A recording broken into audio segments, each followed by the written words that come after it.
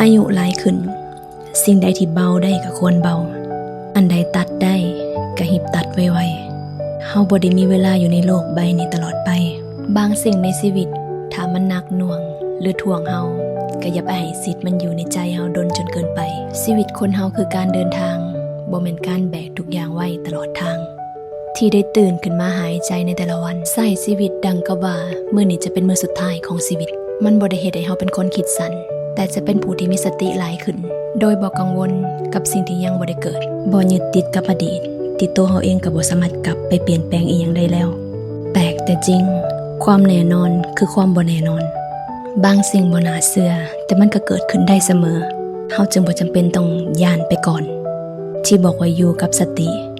แปลว่าอยู่กับความเป็นจริงพร้อมรับมือกับการเปลี่ยนแปลงของชีวิตทุกๆด้านคนรอบตัวจะเปลี่ยนไปแบบใดเฮาก็เป็นเพียงแต่ผู้เบิ่งบ่มีสิทธิ์ตัดสินไผ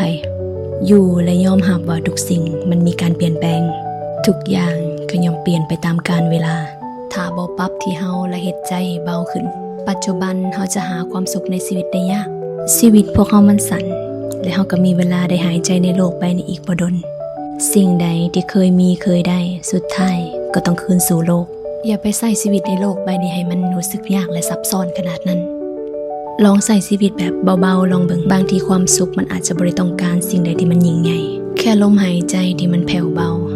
รับรู้สิ่งต่างๆหน่อยลงแล้วกลับมาอยู่กับความรู้สึกของตัวเองให้หลายขึ้นความสุขที่แท้มันบ่ได้อยู่ที่เฮามีเท่าใด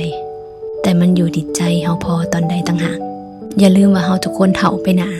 อดีตก็นักหนามาพอสมควรแล้วมื้อนี้ให้โอกาสตัวเองได้อยู่กับปัจจุบันแน่ได้หายใจอย่างเต็มปอดหายใจเข้ายาวๆหายใจออกซ่าๆทบทวนให้ดีสิ่งที่มีค่าที่สุดในชีวิตคือลมหายใจในปัจจุบัน